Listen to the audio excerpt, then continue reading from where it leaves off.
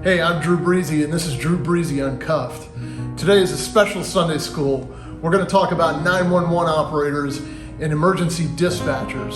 This is geared towards the civilians of the world, the regular citizens who may not know what goes on behind the scenes. It's geared towards the cops that use the dispatcher, and it's geared towards the administrators of these large departments or even small departments. These are just 10 things that I want you to think about. I started my career as a dispatcher. For 2.5 years, that's what I did. I was in, I worked 911, I worked the radio, I kind of did it all. A few decades later, as a lieutenant, I came back to run the exact same comm center that I had previously worked in, and there's one thing that I noticed that hadn't changed, and that's trauma. Here are some things that I would like for you to think about for the mental health and well-being of your dispatcher. Number 10, you know, it's kind of a myth to think that hearing trauma is worse than experiencing it. Now, I'm not talking about the danger involved. The cops or the firefighter paramedics understand the danger involved of being at a scene where something traumatic is going on. Listening to the same thing and being there are two different things. So danger aside, the trauma is the exact same. It's the screams, it's the horrific sounds that the dispatchers can't control and they're listening to, and the fact that it's raw. It's happening as it's happening. Generally when emergency personnel arrive, it's a few minutes later, things have calmed down a little bit. Even though it may be still chaotic, it's not that way for the emergency communicators. They are constantly trying to keep them calm and trying to get the information needed to help save lives. So it's essentially live terror. These are noises that they can't control. There are screams in the background. There are gunshots sometimes in the background, or pleas for help. And these are the things that really work on a dispatcher and on their psyche. You can't change those things. You can't fix them, and you certainly can't teleport yourself there to help. There's no ability to process that scene, by the way. When the emergency responder shows up and sees, you know, maybe the gruesomeness of the whole thing, at least they can develop a sense of what happened and move on with the trauma. The dispatcher, on the other hand, is left to fill in a bunch of blanks because they never saw what happened.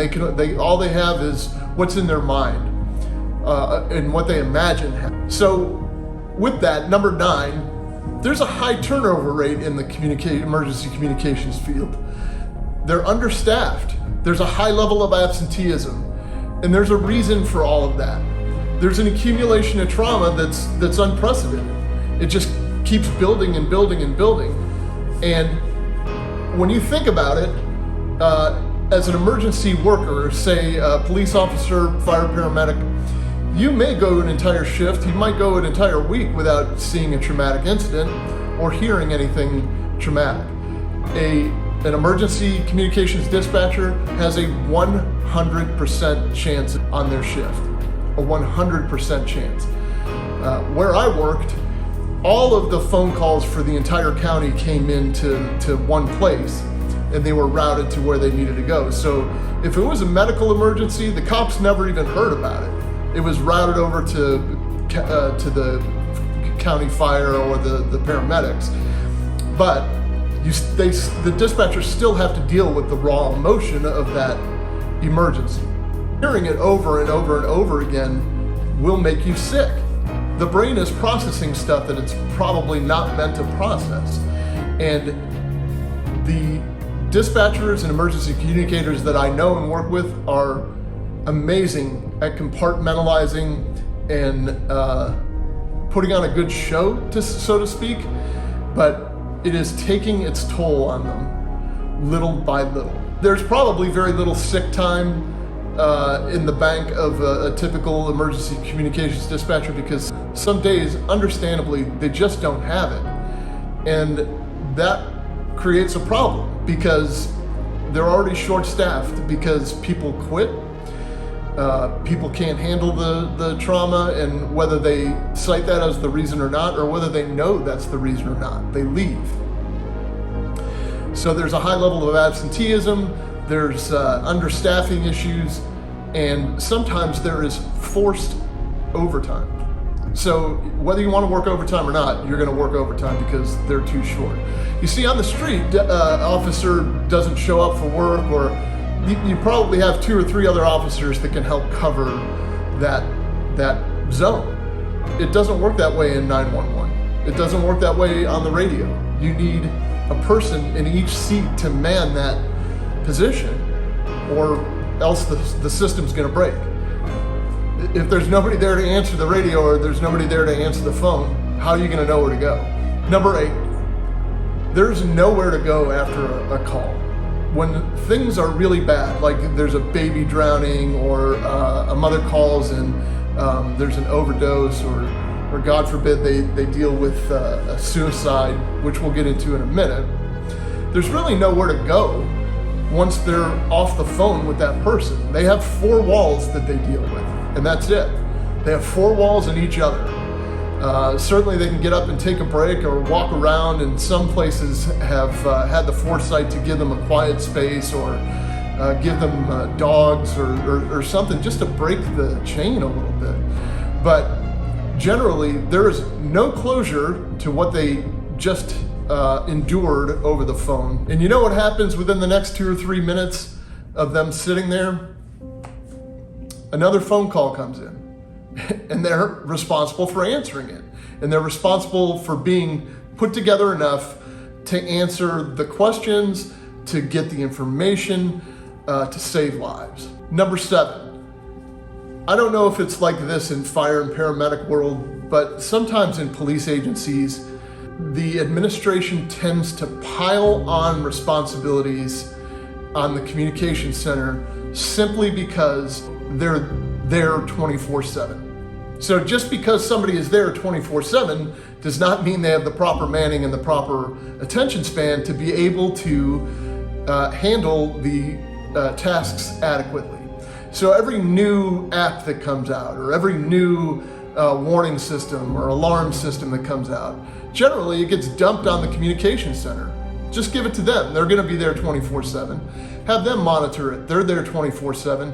But there's only so many people, and those people are already doing something. So you're stretching them even thinner by giving them different tasks and new tasks to learn, let alone being stretched so thin and having to hear new alarms and new bells and all of the noise and the chaos that goes on in a 911 center, in a communication center.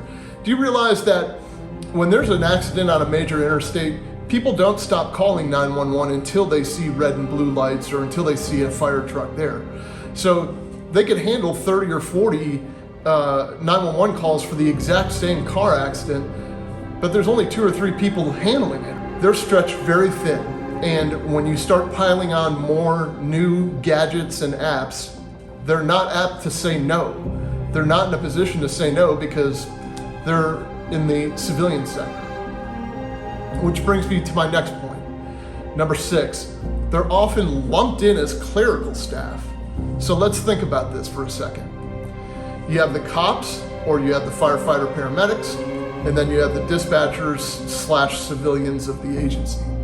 So the executive assistant of the chief of police, or the Marsha, the payroll clerk, or Julie down in HR, Steve at the radio shop, they're all lumped in the exact same category as these emergency communications dispatchers. Given what they're listening to, doing, and the lives that they affect, do you think that that's fair? It's not, and they're treated as such. There is a caste system, it seems, and though everybody gets along, there's a pecking order. And if it's a law enforcement agency, law enforcers are who they focus on. And these dispatchers are exposed to equal amounts of trauma as some of the officers are. Number 5, if you go into a room of seasoned dispatchers, and there are, say, 10 of them in there, and you ask them, will you please raise your hand if you've been on the phone when somebody has committed suicide? I'll guarantee you will see 9 hands go up, if not 10. This happens so frequently, and nobody ever talks about it. People call in and give their last will and testament to the 911 operators all of the time. People call in to try to reason themselves out of suicide, but end up committing suicide on the phone with the dispatcher. There are extreme examples where violent domestics are occurring, and say the husband is breaking the door down and the wife's on the phone saying, if he makes it in here, he's gonna kill me. And sure enough, the next thing the dispatcher hears is a bunch of gunshots, a scream, and the guy yelling. So essentially, the emergency call taker just listened to a murder. It is a tough job. It's not clerical by any stretch of the imagination. Number 4, the death of a coworker is devastating. Now, think about this. It's bad enough that you have to deal with the chaos on the phone. Think about the people that you're charged with protecting on the radio. There was a great example the other day in Chicago when the dispatcher took complete control of the airwaves when Officer Ella French was murdered. And he did his damnedest to get the person caught and to get those officers to the safety and medical attention that they need. Unfortunately, Ella French was beyond help at that point, apparently. And you could hear in his voice the urgency, and you could also hear in his voice the compassion when he found out what happened to her. These people, the dispatchers, they feel that they're responsible for your life. They are your lifeline. And whether it's a tragic traffic accident or a shooting, officer-involved shooting, well, sometimes they're the last voice that the officer heard. They take safety very seriously. Number 3, something we do constantly and it's unfair.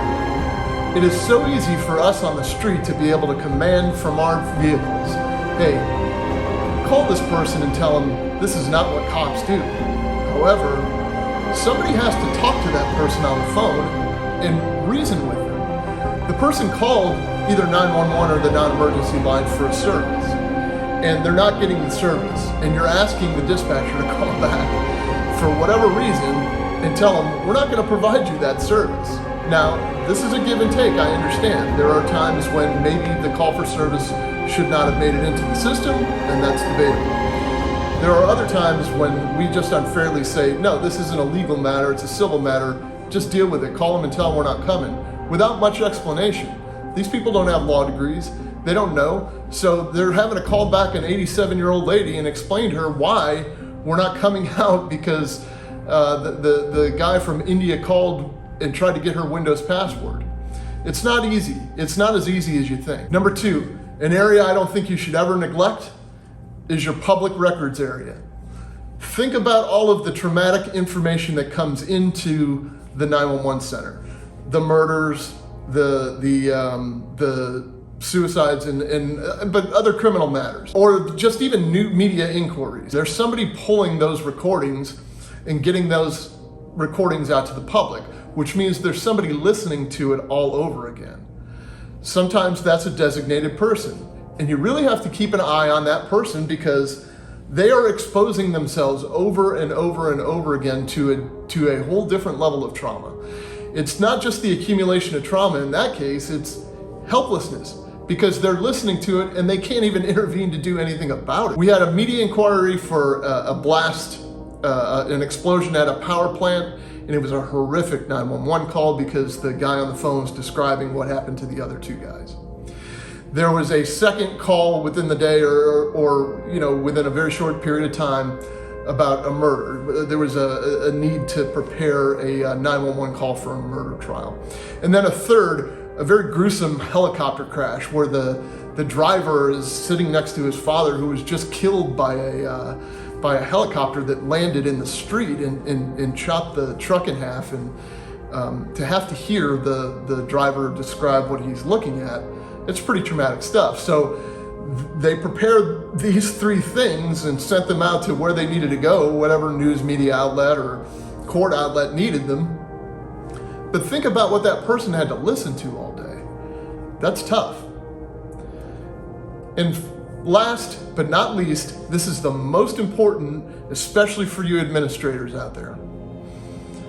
These are your first responders. I'm sure you've heard that term before. They are the first contact the citizens have with your agency.